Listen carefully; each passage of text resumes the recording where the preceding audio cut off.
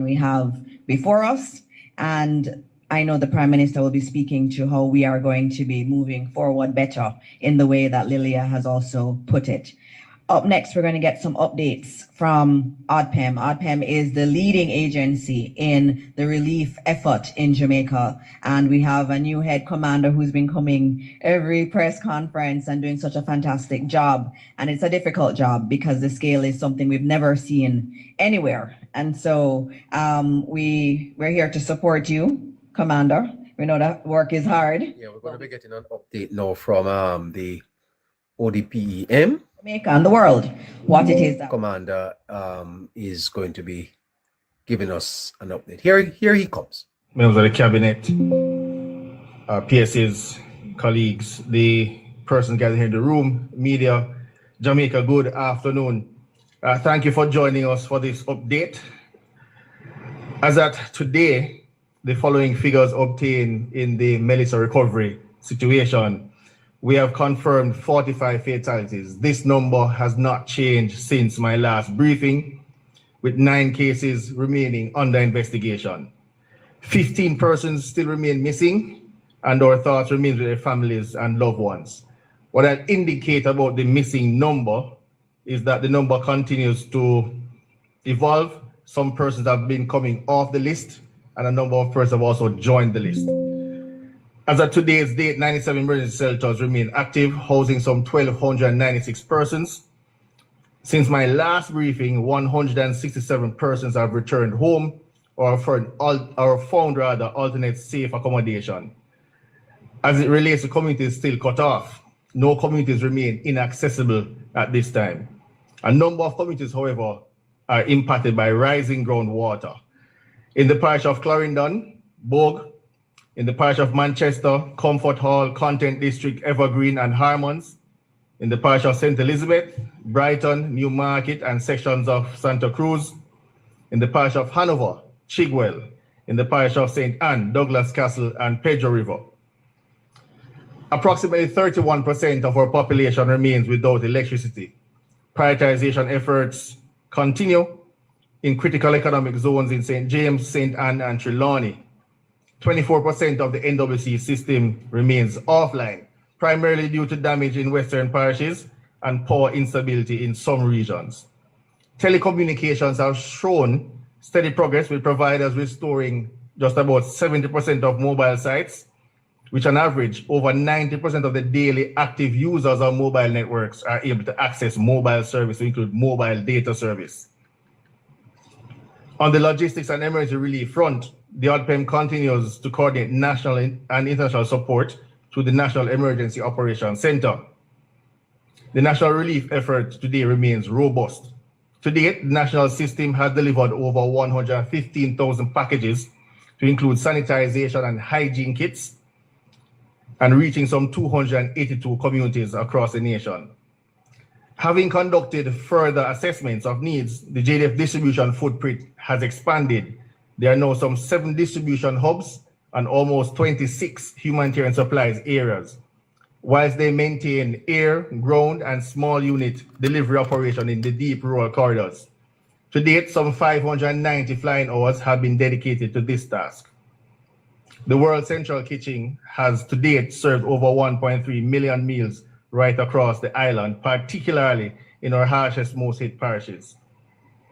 The ODPEM continues to prioritize underserved communities, including areas in St. Elizabeth, Westmoreland, Manchester, St. James, Trelawney, and Hanover.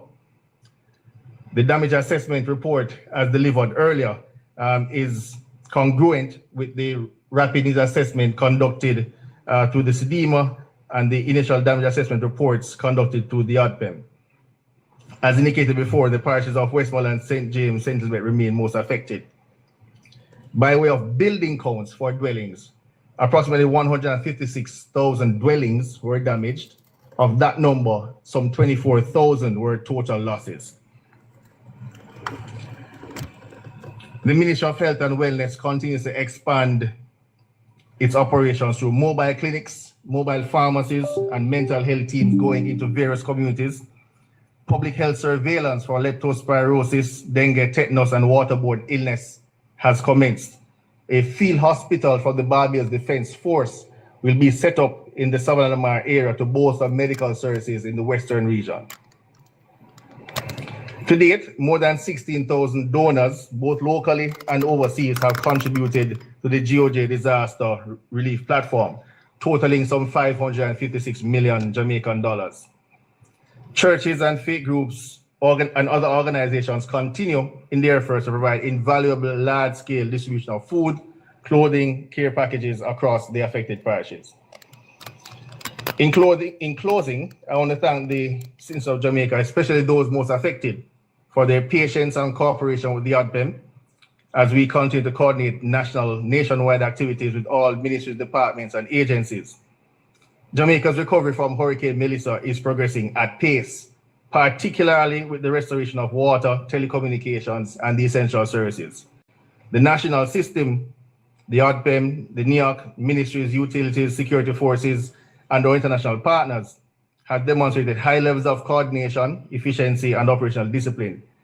The coming weeks will determine the pace of long-term recovery, but the foundation of achievements thus far across the utilities, humanities, access, telecoms, and overall command architecture at this time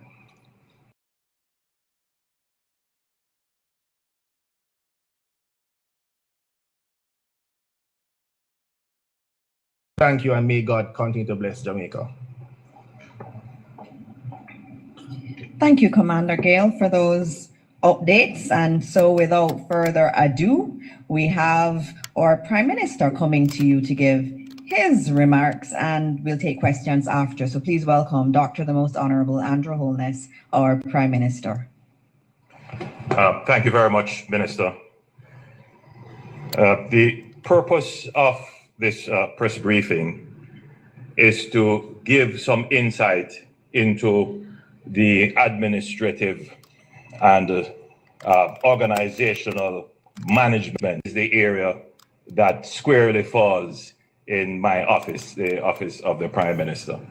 You would have noted that we have made certain changes to the government to increase the efficiency of the operations and management of the disaster, one of which would be the reassigning of ODPEM to the office of the Prime Minister. It is not unusual for the disaster management entity to be centrally located in the office of the Prime Minister. Indeed, in previous dispensations, this was the case. The reassignment of ODPEM to OPM, I would say, is not meant to be a permanent assignment. I have enough entities on my plate to deal with.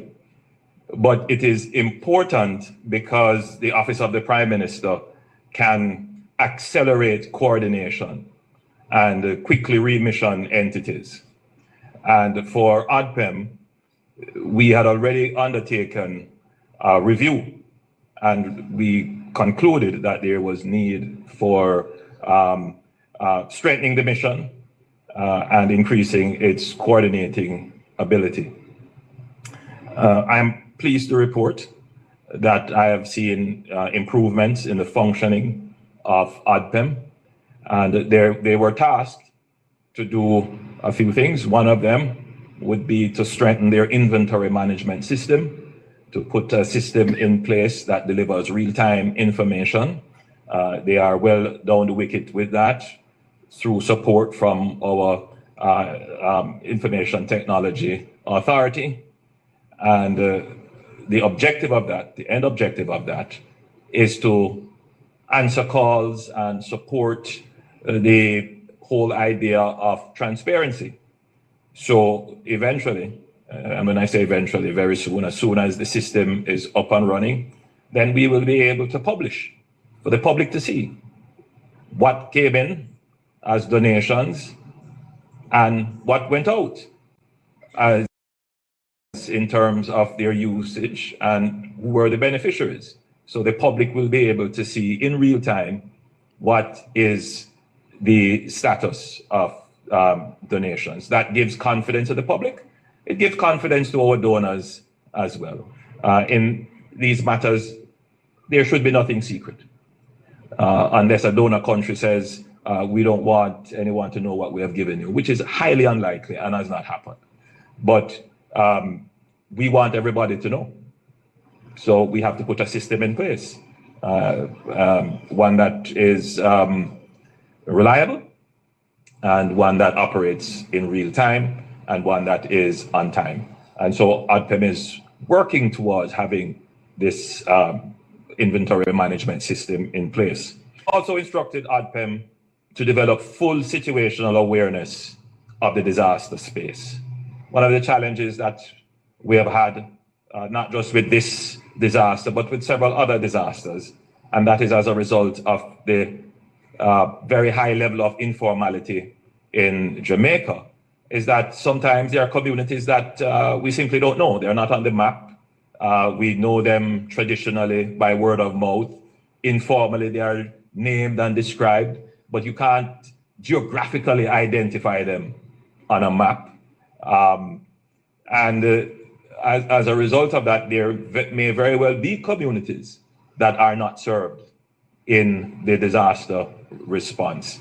And so I've brought together, under ADPEM's coordinating responsibility under law, all the GIS systems supported by the Geospatial Data Management branch of the Ministry of Economic Growth and Infrastructure Development, to pull together all our GIS information, that is our geographical information systems, so that we can see, for example, where are all our schools, where are all our police stations, where are all our shops, where are all our, we've mentioned community centers, where are electrical installations, so that you can plan properly and be able to respond. So that is underway. The next time that Commander Gale reports, he should be able to give an update as to where these systems are, how they are being developed, and how they are being used in the disaster response. So we've brought together NWA, NEPA, the Ministry of Labor and Social Security, we intend to bring in all GIS information, have it coordinated in one central database so that we are properly able to respond to the disaster. Another element of the operations of ADPEM, which we have directed, is for them to rapidly scale up their assessment capabilities.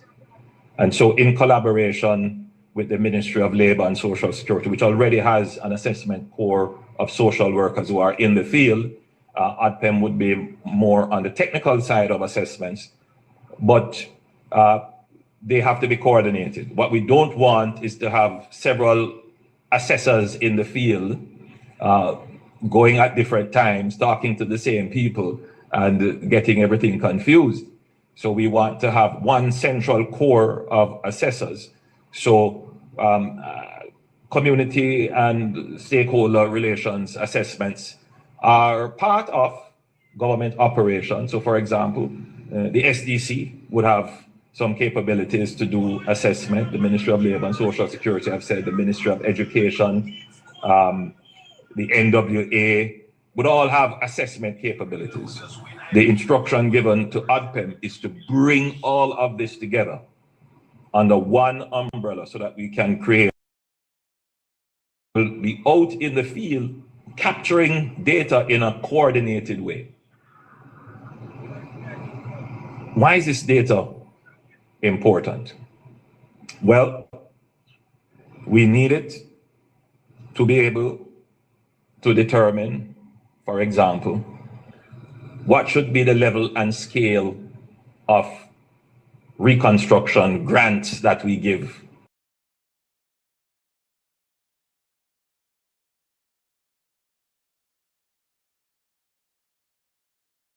To determine how much we should give to persons. So we need proper information.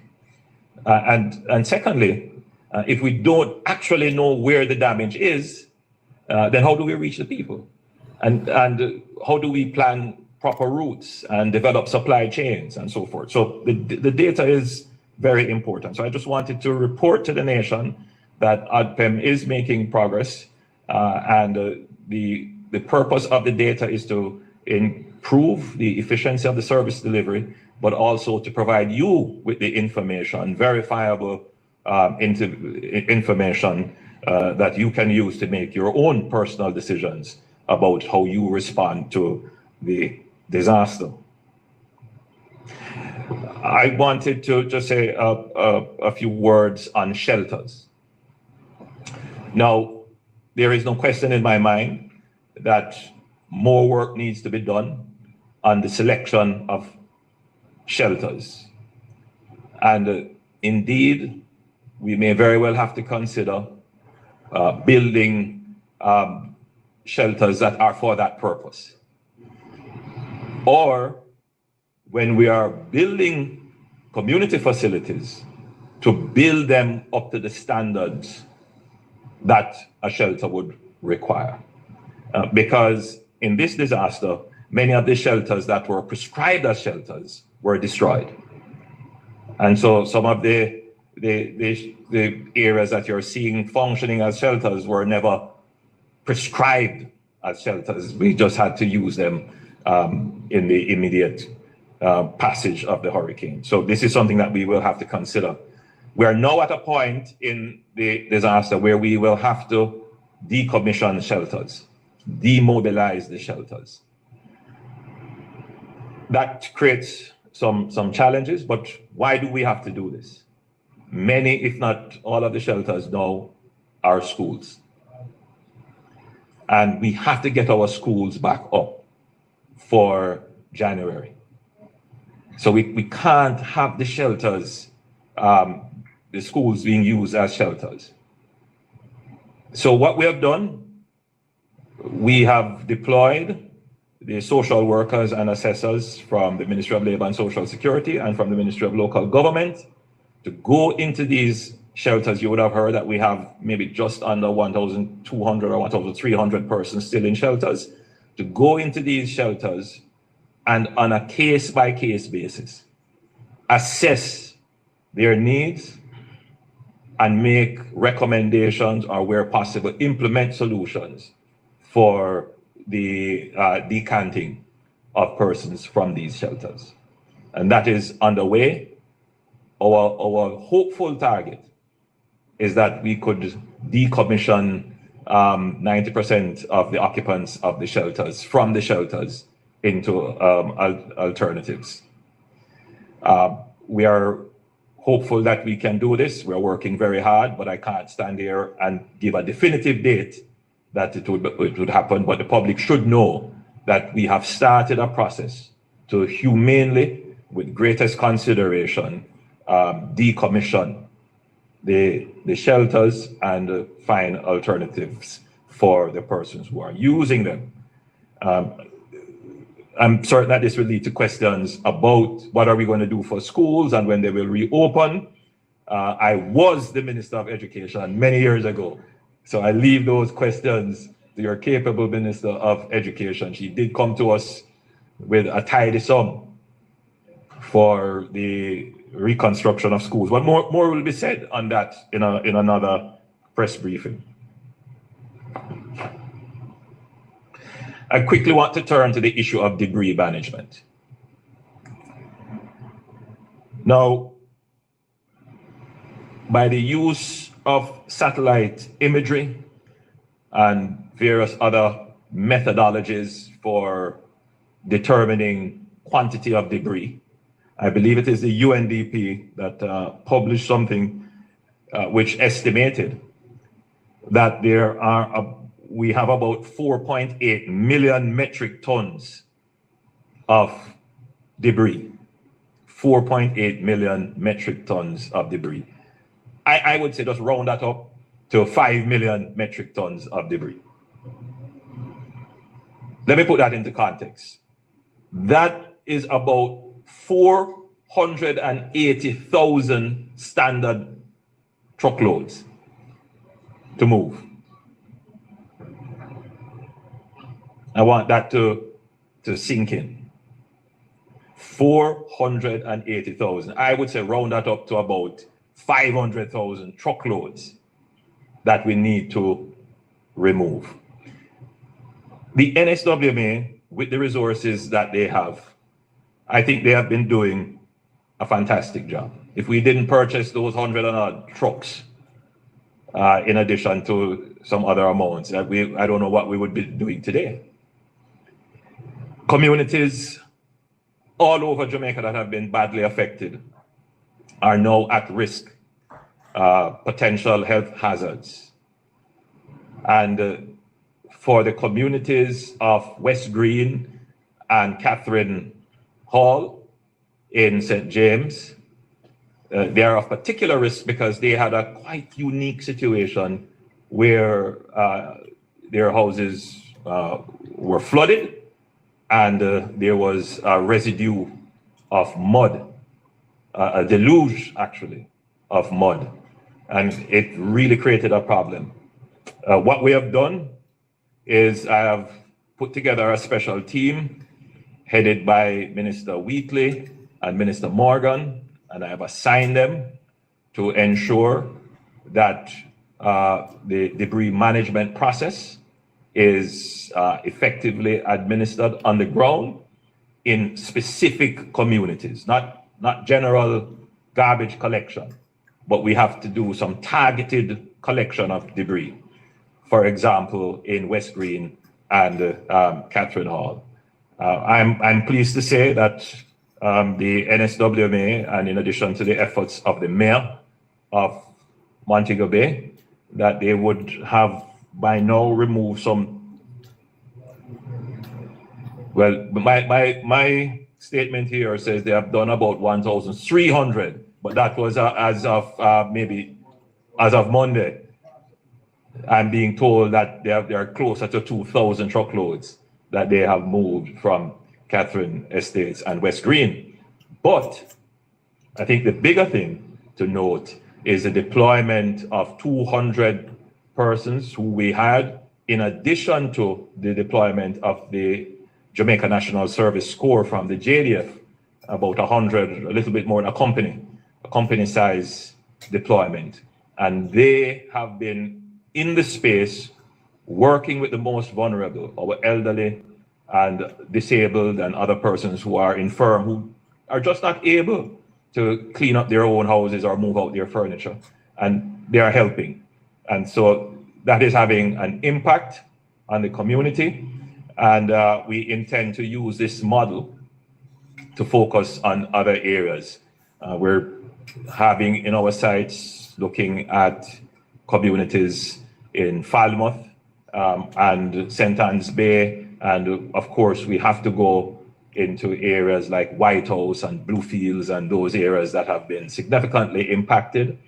Of course, there is the very difficult situation in Black River as well. In further support of that, I have mobilized the UDC to take on some specific communities. In another press brief, I will give some information about what tasks we have given to various government entities to support the recovery. So I want to give hope to the people of Jamaica that though this figure of almost 500,000 truckloads is daunting and far greater than we have ever faced, because the challenge is not just to move the debris, where do you store it? And how do you store it safely? And so we are examining all the options, including recycling, using the wood chippers to reduce the wood, including having a structured approach to the recovery of scrap metals, and other such strategies to make sure that we can properly manage this debris. But objective number one is to move the debris out of the space where people are living. We have started a process of emergency procurement. We need as many trucks as we can get. So we have started to look in the commercial trade here. I have asked President Ali and Prime Minister Motley to see what they have in their jurisdiction that we can purchase or could be loaned or granted to us. Prime Minister Motley has kindly offered us 4 compactor trucks which would be of great help to us. And we have asked the government of China to support us in this regard as well, with heavy equipment, trucks, compactors, bulldozers, and so forth, to help us with this huge problem of debris management. Now, let me just say this very quickly, because I know there's somebody who will be saying, then you just hire the trucks. Just hire the trucks. Yes, we do have quite a number of trucks hired, but I want Jamaicans to think of the disaster in the broader sense. That if you were to pull all the trucks out of general operations, what you would effectively do is slow down all the projects that are going on, all the other economic activity, which puts you back at square one, right? So it's a delicate balance. It's how do you treat with the emergency without creating another emergency? What you really want to do is to keep your economy going. In fact, you want your economy to start to move faster, grow faster, while you find, parallel and alternative ways of dealing with the disaster that exists. So yes, we will be using private trucks, as many of them as we can, but we know that as many trucks that we take out of the private trade, that's a construction project that is slowed up, or an operation that has to stop. So it is just a limited resource, and we have to manage it very carefully. So we will have to expand the internal capacity of the various entities that are charged with this debris management. So yes, it's a big issue. We are working on it. We take note of the reports out of the Ministry of Health, where we have seen some cases, suspected leptospirosis and other cases of waterborne diseases, or diseases that are common after such a disaster. I take this opportunity to appeal to all Jamaicans: be super careful in your environment. Be super careful about where you get water, and if you get water, please boil it if you can before, or use some form of treatment. It is absolutely important. In my travels around, I've seen, persons having fun in the springs that are popping up all over the place, and a lot of domestic activities taking place in those springs. I urge the greatest caution.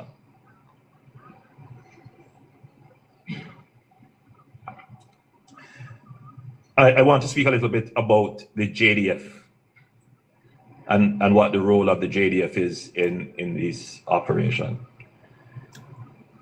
If we use an analogy of the body, ODPEM would be the brain of the operation. Or let's put it this way, ODPEM is the eyes and ears. But the hands and legs would be the JDF. They do the logistics. In the initial phase of the response, the JDF flew 600 hours of missions, 193 missions, and that would include search and rescue, medevac, delivery of aid, all kinds of operations. Just to say that I don't think the JDF gets all the recognition it deserves and the value of the service they give. I tell the story of a frantic call being made to me. I received it, and on the end of the line was MP James Robertson saying to me that there is a man stuck in the middle of a river, and he's apparently been there for a few days. His legs, one of his leg appeared to be broken, and he's not moving. We had to get proper coordinates, and the JDF flew and rescued him. That, of course, didn't make the news. That's one of many rescues that were done. So the JDF plays a very critical role in giving the capability to the plans that the government lays. Now, just to say, the JDF has just under 8,000 members. And it has deployed more than 2,000 in the direct operations of the disaster relief. Aside from the missions to deliver by air and by sea, by the way, because they have done delivery of packages by the Coast Guard, over 10,000 packages they have delivered. In addition to that, they manage the stores of some of ODPEM's donations and others that are given into the general donation pool. They do the packaging, they do the delivery to the what we call the hub and spokes. So they have established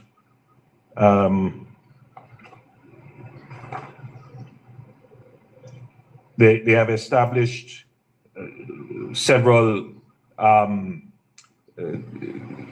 centers, several hubs, you would call them, where goods are moved from the main warehouse to those areas, and then they have some additional substations, if you want to call them, where the goods are moved to them, and then they move into the community. So they have established an effective supply chain, and they are providing security for the convoys, they are providing security for the communities, and they are actually out there delivering packages. But this cannot continue forever or for much longer. We will transition very shortly, and I want to prepare the public for the transition that will happen. The JDF will maintain the hub and spoke operation, that is moving supplies from the main warehouse to the substations all around the country. But it won't be so much a focus on the humanitarian food and care packages. They will have to shift now to the distribution of construction and repair and rebuilding materials.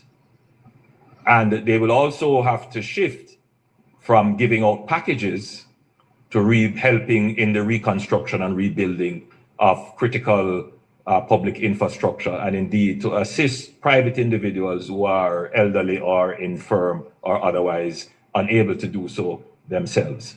But before they can do that, the engineering corps has been called back to fix up their own barracks and camp facilities, because the JDF also was impacted. So as soon as they have repaired their own installations, then we will be repurposing almost the operations of the JDF to be moving in now the building materials and to help in communities to do reconstruction. This is necessary because you would have heard President Ali and Prime Minister Motley and others saying, hey, we want to send members of our engineering corps here to assist in the rebuilding. So we definitely must have a complementary corps to support those activities. And other countries, which we are in dialogue with, will be sending members of their engineering team.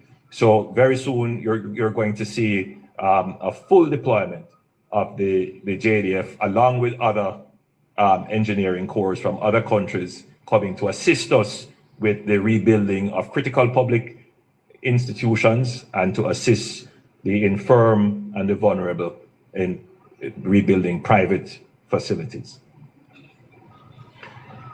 This is necessary to be done because after a while it becomes very costly to be using the resources of the JDF to be delivering packages. But there is a reality which the communities that are affected should start to bear in mind, and indeed the wider Jamaica.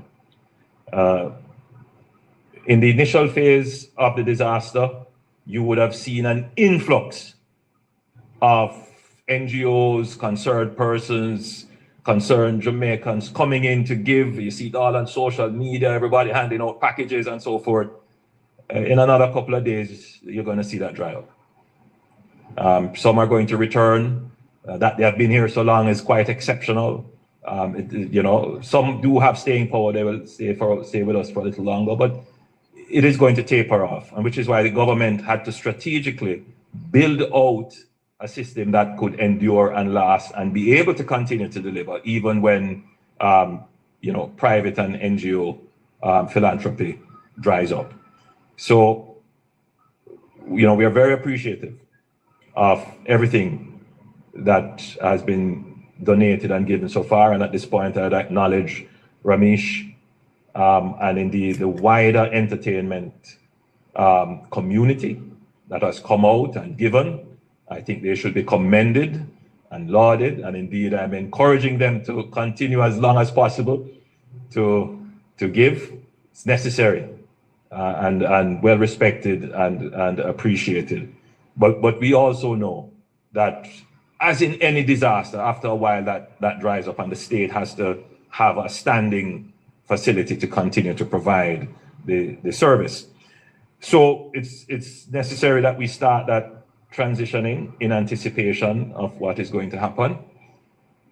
And to facilitate that further, we're going to eventually move away from the distribution of packages to, first of all, a coupon or a card system once we get the shops and stores up and running.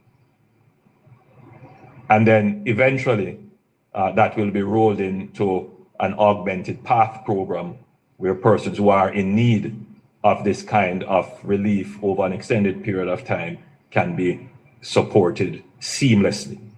All right. So we are trying to return to normalcy as quickly as possible.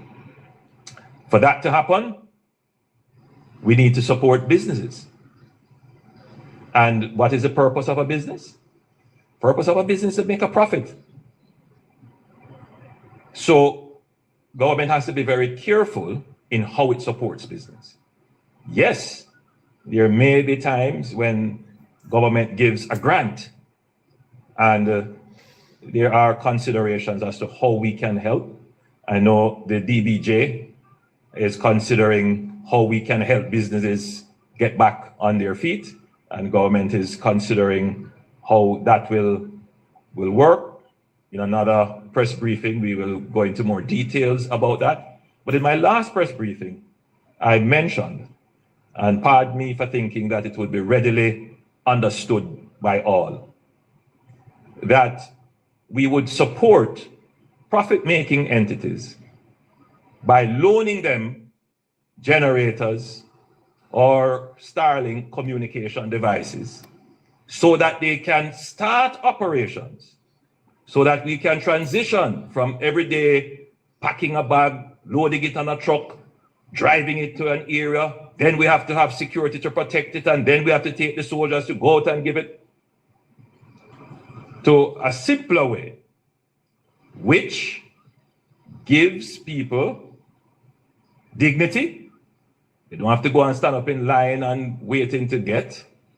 Secondly, gives people choice, because you start to hear it already. They're tired of what is in the bag. All right, no, I don't want any more bag, carry something else, come. And we start to hear that coming already. So transitioning back to normalcy restores dignity. It gives choice. But the biggest thing for us, the biggest advantage, it gives accountability. Let me be clear. All of what we have given out so far, the accountability rests on what countries have given to us and what we have recorded in our stores and what we have given out to persons who we expect to give out to others. We have no record of the end beneficiary because we have not asked for any identification. We have not asked for anybody to provide their TRN. In this phase of the relief, it's about just getting the food out there, getting the care packages out there to people. Because were you to do that, you would see an avalanche of misinformation, which we saw coming out. So we have made sure that we have moved the products, the humanitarian supply into the community as quickly as possible. But that can't go on forever. Once we start to make huge expenditures on humanitarian relief, we must be able to give a certain level of certainty that the expenditure went to the beneficiary. And so we need a system where that can be done. And the voucher systems or the cards provide that kind of support. So for that to happen, we need shops to get back up, and we need the ATM machines to start working. We need the remittances, the remittance houses that you can go and collect your remittances. We need those to start operating again, so we get back to some level of normalcy, so that we can have the transparency and the accountability that everyone is calling for, without understanding the dynamics that you have to first put in place in order to achieve that. And so we are well on our way working with that. Minister Hill has been tasked with doing this. He has so far identified 48 business entities in 2 of the affected parishes. They're seeking to expand that rapidly. And we will, through the program that I have announced, provide through a loan the facility. These are profit-making entities, the facility for them to stand up their operations so that they can have electricity, they could get a refrigerator, we could help them with a Starlink, or maybe their roof is off, we could help them restart. So there is that facility where it's either a grant or a loan, and that is being worked out. I know the private sector is also doing similarly, and that is being coordinated with Mr. Keith Duncan at the lead of the coordination between the private sector and the government, in terms of just trying to get the regular business private sector supply chain up and running in communities. And as I'm on generators, again, I thought it would be obvious, but these days I learn not to take everything as obvious. You have to explain in excruciating details, because there are those who either don't know or are deliberately trying to confuse. And let me explain in excruciating details. There are 900,000 Jamaicans impacted. 150,000 houses. So far, Minister, you can recall how many generators we have gotten?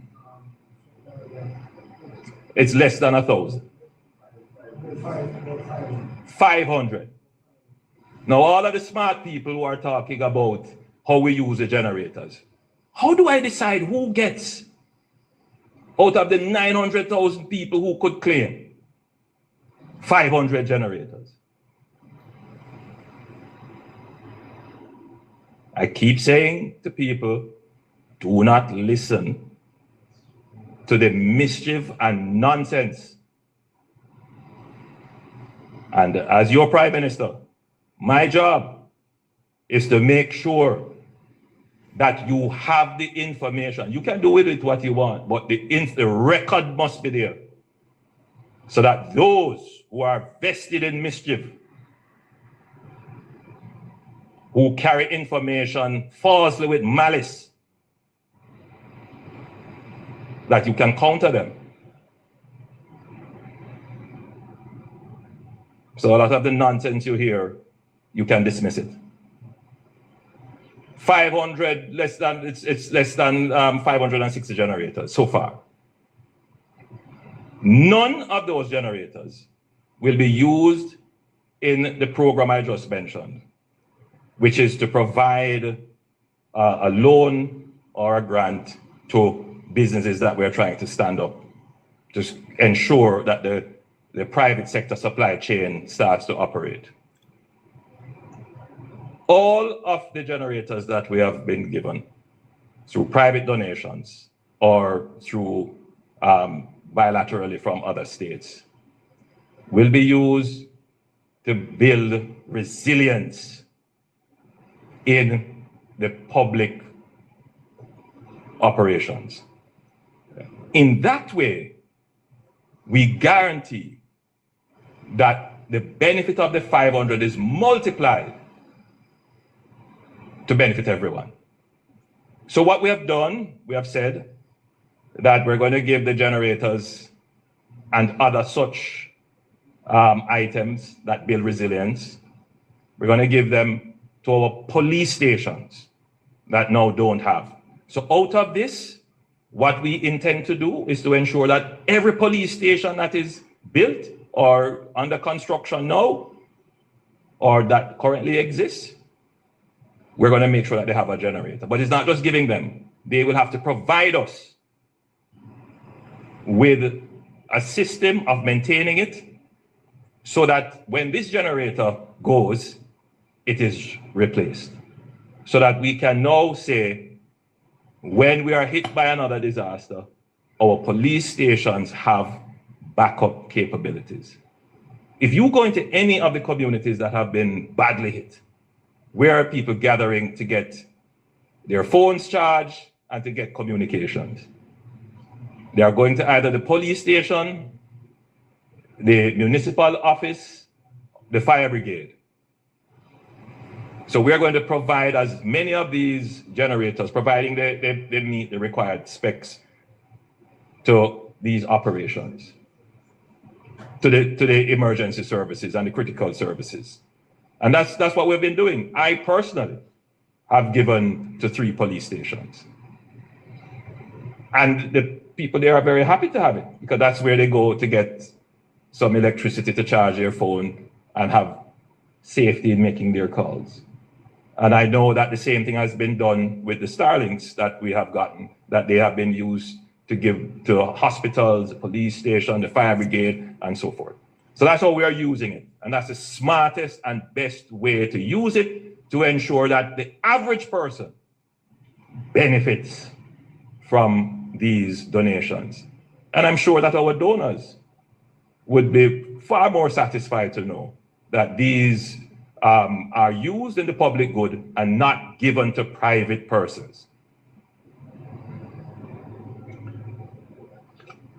So I think I've covered quite a bit there.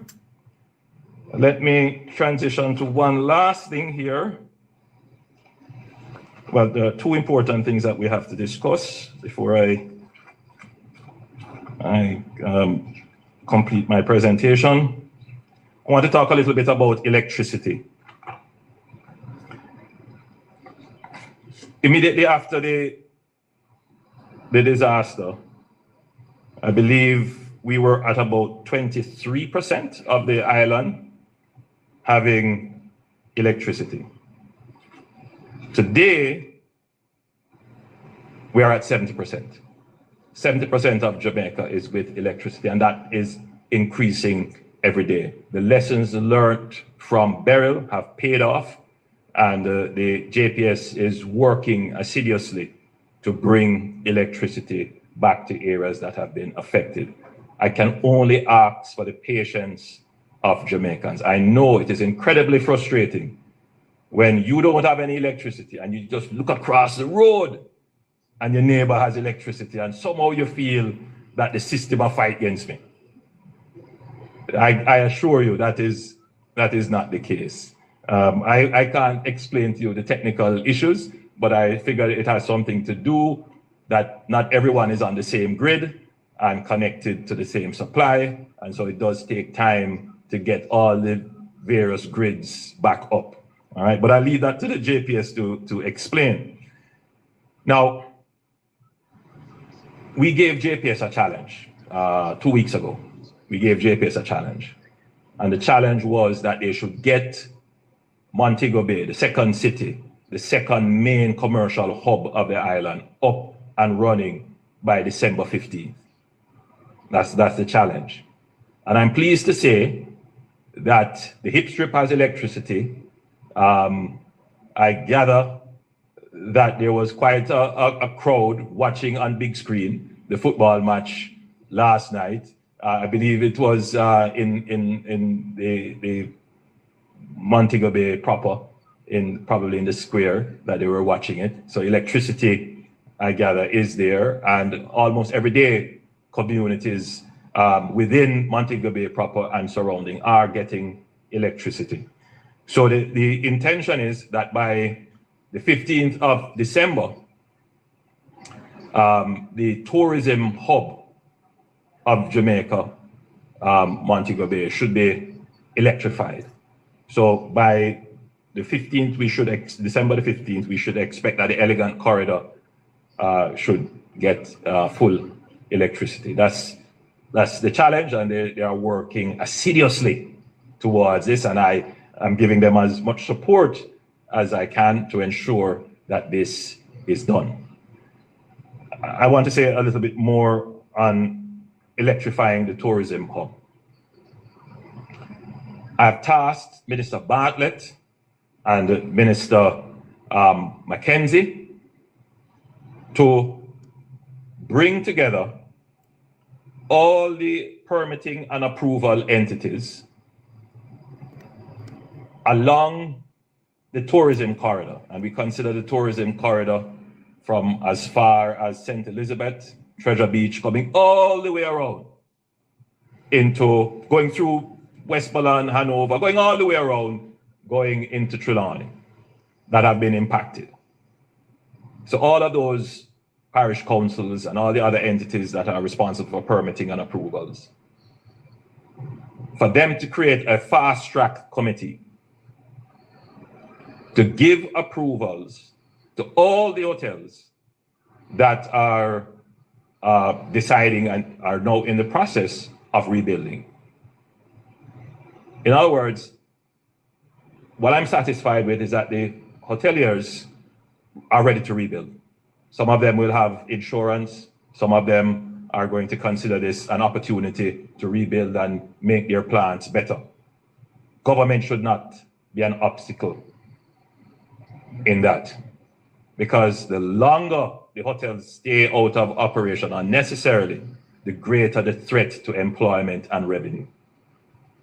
So the Minister Mackenzie is telling me that they met on Friday, that there is general agreement, and the logistics of how that will be done, I'm expecting that by Monday we'll have a report. And I say to the tourism sector, get ready. I suspect you are already, but we are here to support you to get back on your feet bigger and better. We want to get the tourism sector moving. This same principle will be applied to other businesses. But what we want to do is just to get the tourism stuff out of the way, because that's quick, and then we will apply that same principle. So the tourism resilience corridors I have defined, starting from Treasure Beach and St. Elizabeth, going all the way around to Falmouth in Trelawney, they will be the beneficiary of an accelerated permitting and approvals process to get them started, along with, of course, having electricity. Currently, JPS has 600 linesmen and with their equipment in the island. Some of those linesmen will leave shortly. On the general trajectory, it could be as long as 6 months before electricity is returned to every community in Jamaica. Thankfully, we are at 70% now. By the 15th of December, we may very well be at, maybe 75% or more. But that last mile in the particularly devastated area, that is going to take a lot of time. So there are two things that you trade off. It's time and resources. So if you use less resources, it takes a longer time. If you use more resources, it may take a shorter time. So we are working with JPS to bring in more resources so that it takes a shorter time.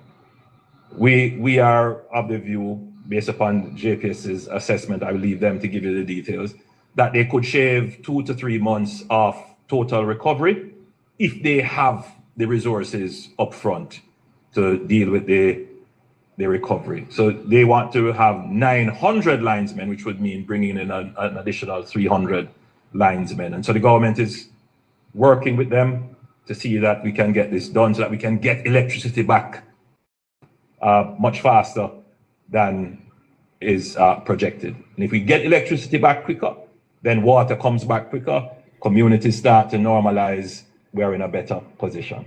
So I want to just update the nation on that we are seeking to move very quickly to restore your electricity. We are at 75% now, 70% now. By December 15th, we could very well be at 75%, and we are working as quickly as possible to get to full restoration.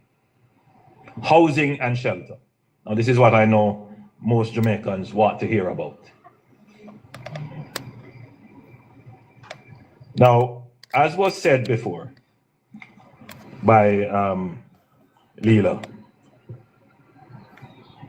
this is the largest devastation in the recent history of Jamaica, certainly in our independent history.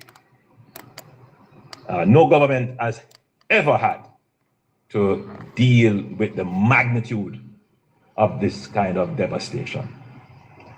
$8.6 billion, 8.8. So, we had estimated in the first tabletop assessment 6 to 8, but the recent rapid assessment done, which is called the grade assessment, you are now saying it's $8.8 billion. And again, we are saying that is conservative. And as the final PIOJ is in charge of doing the final assessment, we'll get what that figure is. Now, I know when the country hears $8.8 billion US dollars, there are those who may say, boy, this is the reggae boys match all over again. No, there's victory in sight.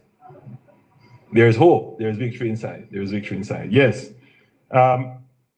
Not all of that $8.8 billion, or whatever it may end up being when the final assessment is done, is on the account of the government.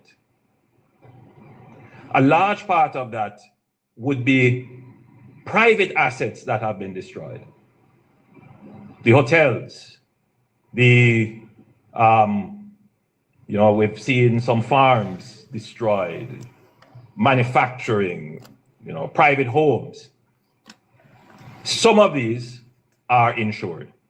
So there is likely to be an inflow of insurance resources to treat with those.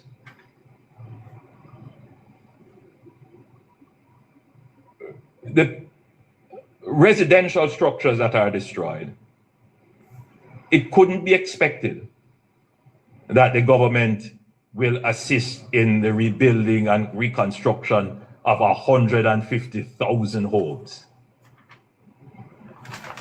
There are some Jamaicans who already have rebuilt their homes in terms of putting on their roofs, and they're not waiting on government. And they're going to go ahead and they may not have it. They might very well be, poor persons who just don't have it, but they are independent people and they're just not going to wait on government. They're going to go ahead and do what they can. And then there are those who simply do not have the resources to rebuild. And the government will have to assist in that. They simply just don't have it. So you have the two extremes. Those who are independent and who will move ahead, and those who are completely dependent on the resources of the state to assist. And then there are some in the middle who have some of it, but they need government's help to get them along the way. So that gives you the kind of shape as to how government will respond. For those who have it and are going to independently repair their homes, repair their businesses, government must not stand in the way. Accelerated processes for the rebuilding.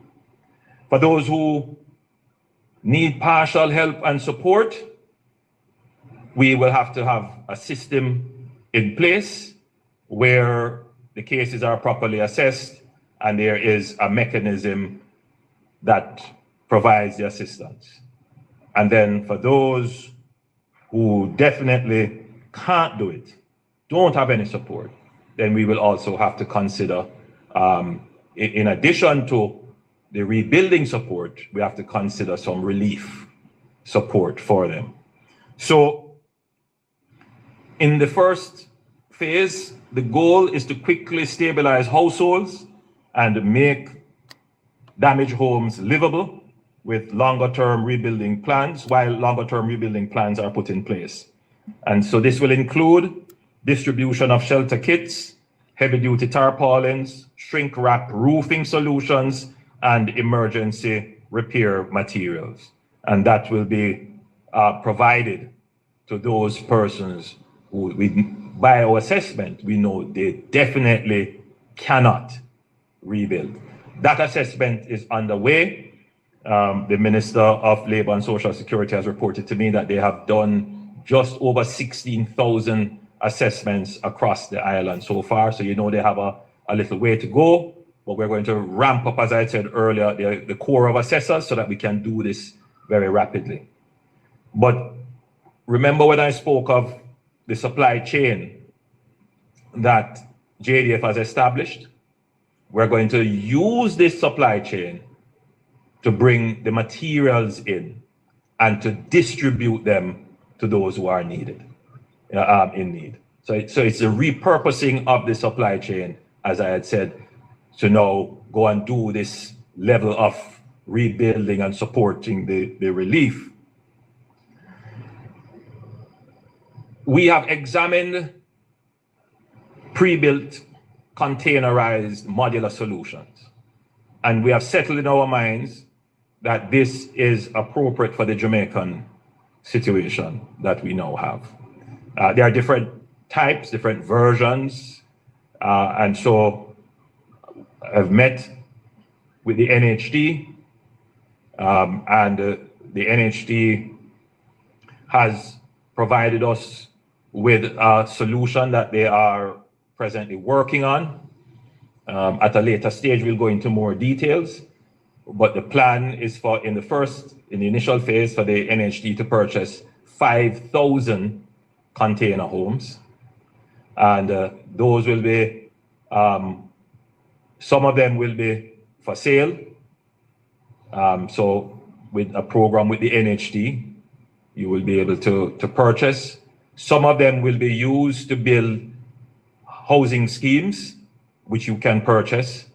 And a portion of them will be made available through social housing. The government itself will also be purchasing some of these containerized housing solutions, which will be made available through the social housing modality. So effectively, we have to do a rapid deployment of housing solutions. And the easiest way to do this is to use the containerized solutions. They do take some time to arrive in Jamaica. There's just certainly not the quantity to make an impact.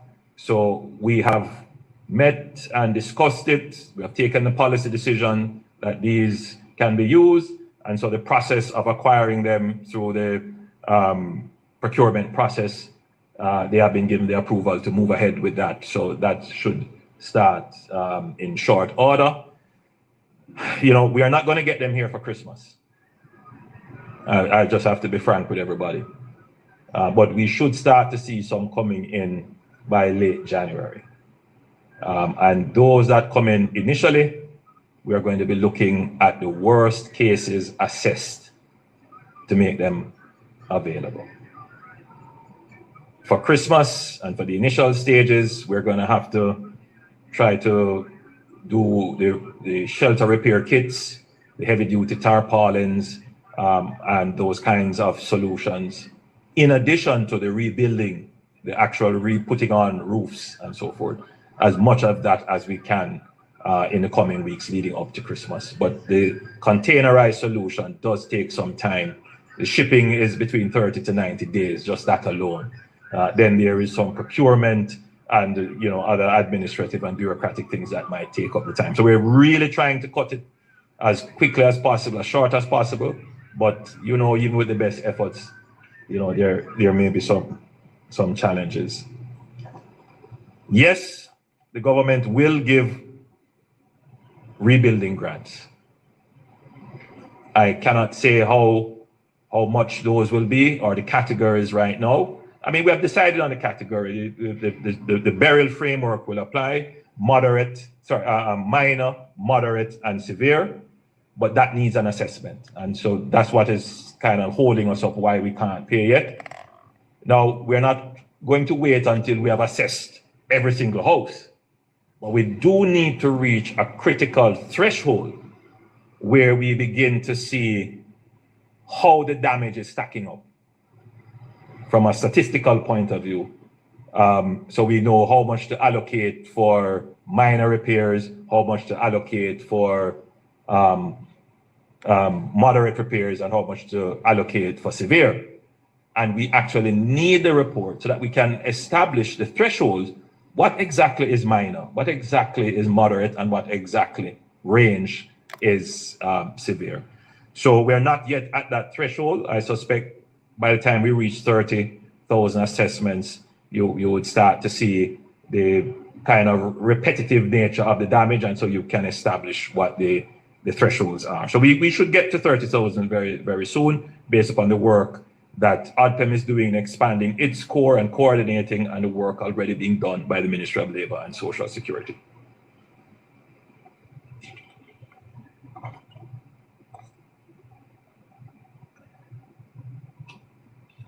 Now, I want to talk a little bit about the reconstruction of Jamaica. Like most, when the disaster struck, I said, "Whoa, how are we going to manage this crisis?" But as you start to delve into it, yes, it is a challenge. Yes, it is a crisis. But it is also an amazing opportunity.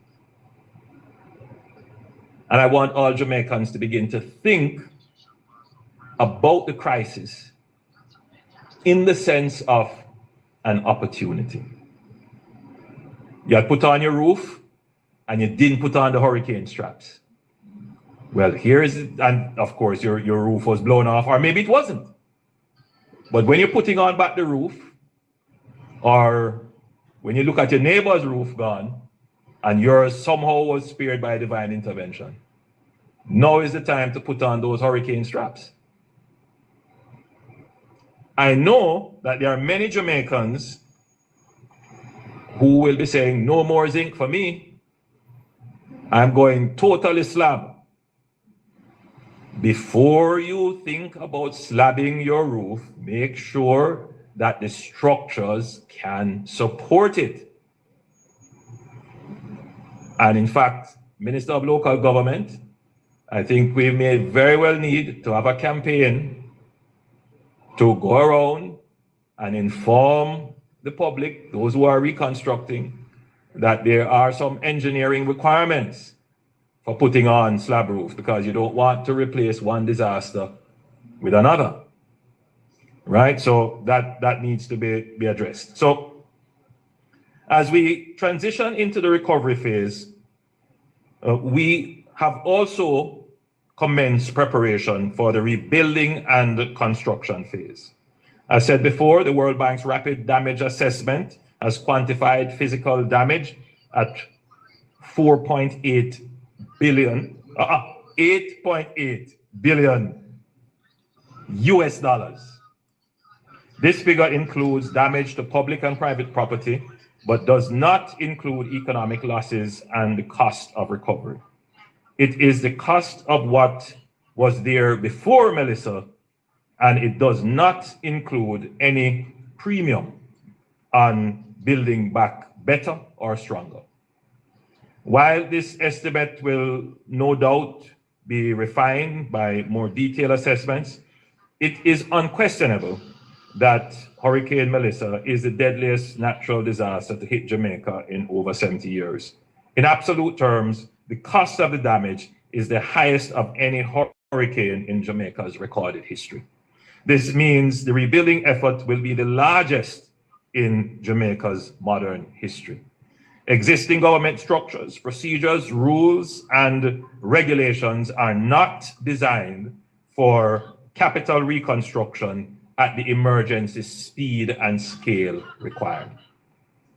Our traditional decentralized ministry by ministry and agency by agency approaches and procurement and public investment rules, while appropriate in normal times, I don't believe so, were not designed to meet the scale and speed that will be required to implement an effective post-Melissa recovery in any practical time frame. Furthermore, having each agency or ministry of government mount its own reconstruction would, over the longer term, cannibalize operational capacity and further affect the delivery of public services. In addition, a fragmented ministry by ministry approach will not easily scale to meet the magnitude of the reconstruction challenge. We therefore need a dedicated reconstruction apparatus.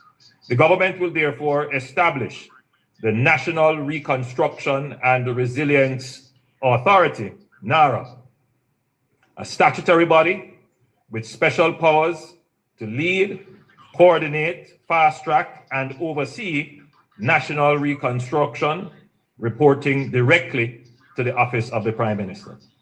The NARA will focus on building back better, safer homes, climate-resilient infrastructure, better land use planning, relocation from high-risk zones, and taking the opportunity to introduce new industries and new businesses to areas that previously had no economic base. There is national and international precedence for this approach. It has been used in large-scale disasters, for example, in New Orleans in 2005 after Hurricane Katrina, in Canterbury, New Zealand after the Christchurch earthquake in 2011, and also in Japan in 2011 after the earthquake and tsunami. In Jamaica too, Prime Minister Patterson established the Office of National Reconstruction, was set up as a special unit to coordinate relief and reconstruction. It was not established by an act of parliament. The NARA will be much larger in scope, obviously, and scale, and established under special purpose legislation. Given the extraordinary powers that will be sought to expedite reconstruction, the NARA will be set up with a sunset date of 5 years, renewable by Parliament. So we're not seeking to have this established forever. It is a time-bound exercise, and it has to be time-bound so that we can actually meet the recovery and reconstruction date. If you leave it unbounded, people will believe that they have forever to achieve the targets. The authority's administrative expenditure will be financed from the national budget, as other agencies are. However, recovery and reconstruction activities will be financed initially from the National Natural Disaster Recovery Fund, the NNDRF. The NNDRF was set up to receive the proceeds of Jamaica's disaster risk instruments, including Jamaica's catastrophe bond, policies with the Caribbean Catastrophe Reinsurance Facilities, CRIF, and various credit contingent claims with the IDB and the World Bank. These amounts will total approximately 6. All right, so it's 9 minutes to 5 o'clock, and we are still at the press conference, the government's press conference happening in Kingston. Quite a bit of news coming out of this press conference. The Prime Minister is wrapping up his presentation. Let's hear what he has to say. Approximately $500 million from the IMF's Rapid Financing Facility, the RFI. The RFI facility does not come with policy conditionality. So we will start this reconstruction effort with approximately $1.15 billion in immediate funds. This is significant. To dimension this, under normal circumstances, it would take us 3 fiscal years to spend such funds in capital expenditure under normal circumstances. But let me just say this, because again, there is a lot of misinformation which is suggesting that the government of Jamaica is receiving huge sums. I would want, if it is possible, to display the grade assessment of damage, and just to look at what the infrastructure damage is. Just infrastructure. That's the one that you can say it's absolutely public, and I believe that was about $2.3 billion. If you can display that very quickly. $2.9 billion of infrastructure damage. That's, you could say that's government's responsibility totally. And then there is a part of residential that would be government as well. And then there is a part of private, meaning private homes and private facilities that government may also have to assist. And then there is the relief and the recovery expenditure. So we have here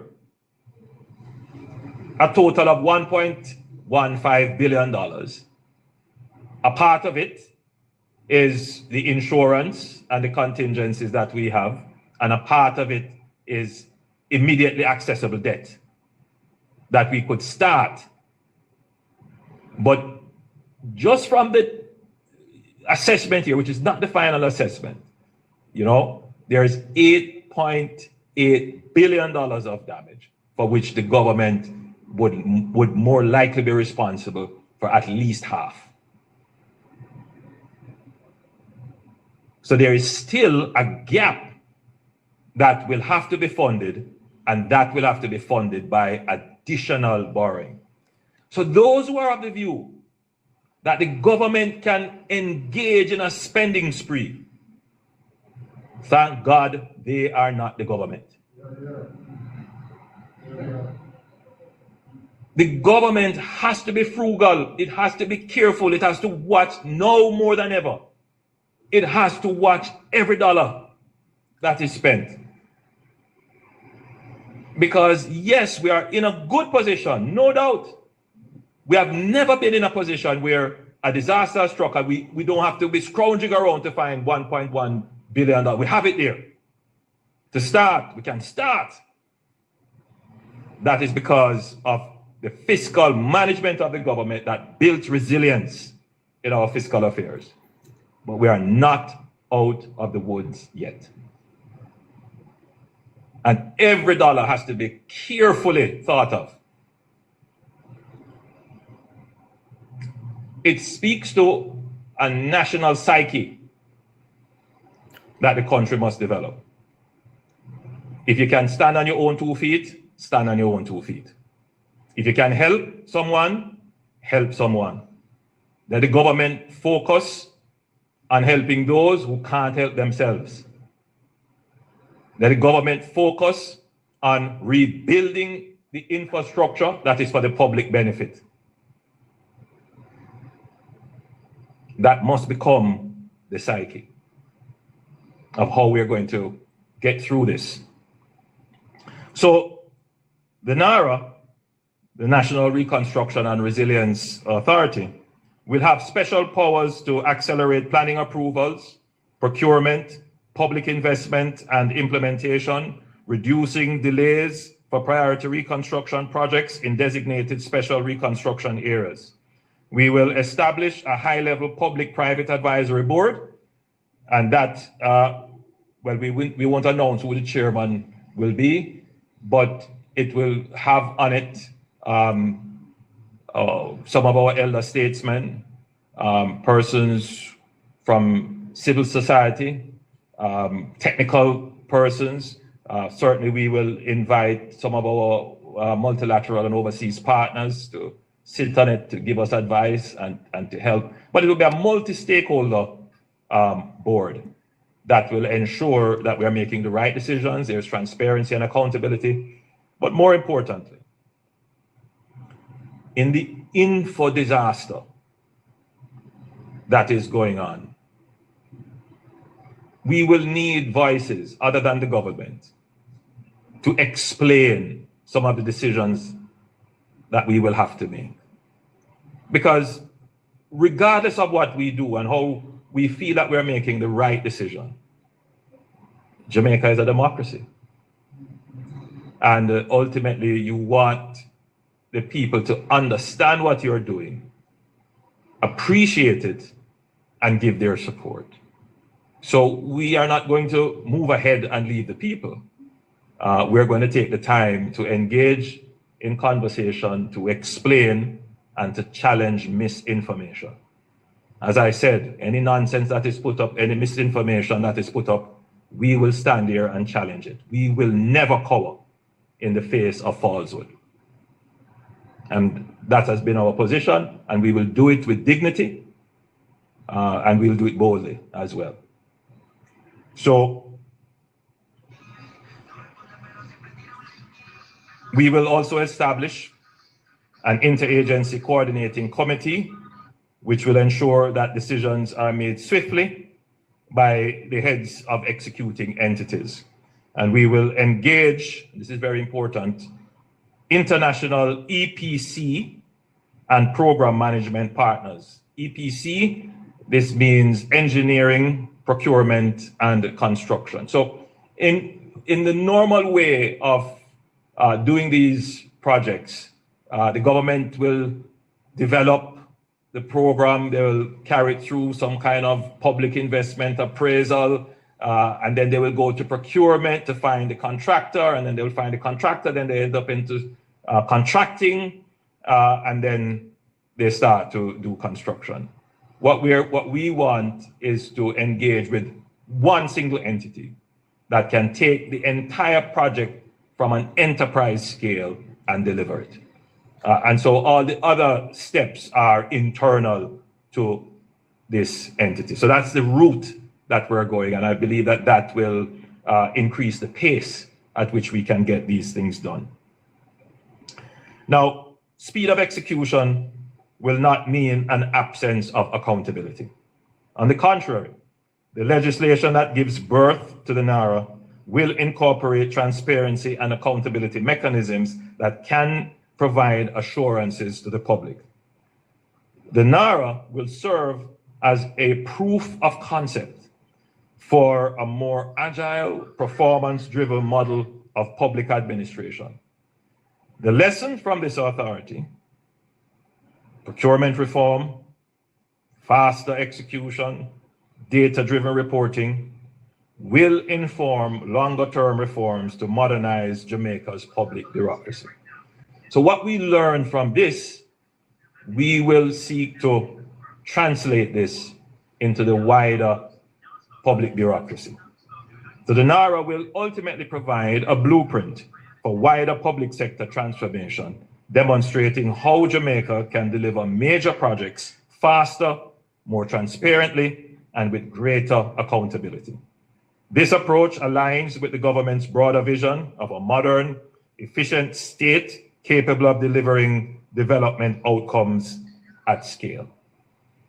So, ladies and gentlemen, I believe I have covered a broad range of topics that are pertinent to the disaster management.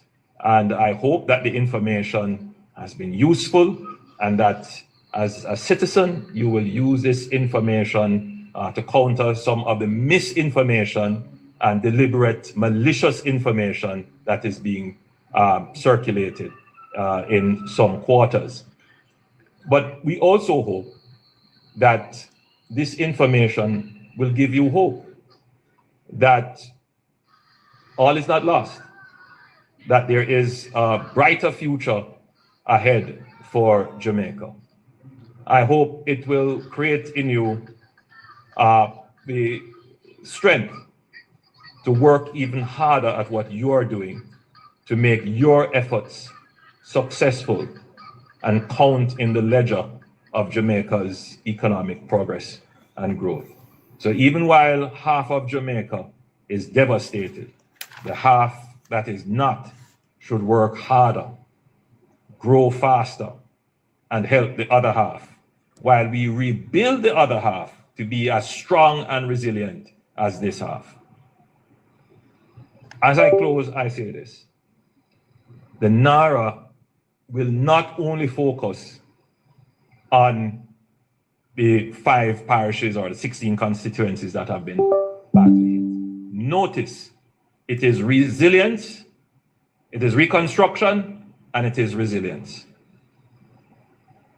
Kingston, the capital, the KMA, or if you want to say the KMR, needs more investment for its resilience. We can't wait until a disaster, then we say we're going to do the expenditure. So there are some resilience building things that we need to do, and those will also be incorporated in the NARA projects. So ladies and gentlemen, I know it's been a long presentation, but it was necessary. I thank you for your attention and your patience. All right, so the Prime Minister, they are wrapping up, yes, quite a lengthy presentation. I think he'll be taking some questions. I think we could stay with that 3 minutes after 5 o'clock. Or role to play. And Minister of Information, Dana Morris-Dixon. Because of the work that you've done, the government has been doing a lot of work, and we come here, every press conference, you have tons of ministers here that report on what is being done. We're as open as you can find any government be, and actually open to the media. The media can ask us any question in any of these press conferences. But at the same time, we do need the help of others. And Ramesh, you're such a great example. He told me earlier, PM, that he has distributed 10,000 care packages, 2,000 hot meals, 2,000 tarpaulins, ply, hundreds of sheets of ply and zinc. And he's helped 13 homes for the elderly or children's homes, and he's cleared 40 roads. He sounds like an MP. So he's done a lot of work, and that's really what you want to see, those who can helping, and different people can help in different ways. And I want to thank you. He says he wants to help with schools, and so we were meeting right before this, Prime Minister, to talk about the work he is doing to rebuild some of the schools with his own network of individuals. And that's how we're going to rebuild. It's going to be all of us doing what we can to support those who need the support. And before quite a very optimistic government this is, eh? Happy International. Very optimistic, I tell you. So Mackenzie, Minister Wheatley, everybody, all the men in here, happy International Men's Day. On International Women's Day, PM gave all of us roses, all the women roses. I'm sorry, it's because of the hurricane we don't have any roses for you men today. But, you know, next year.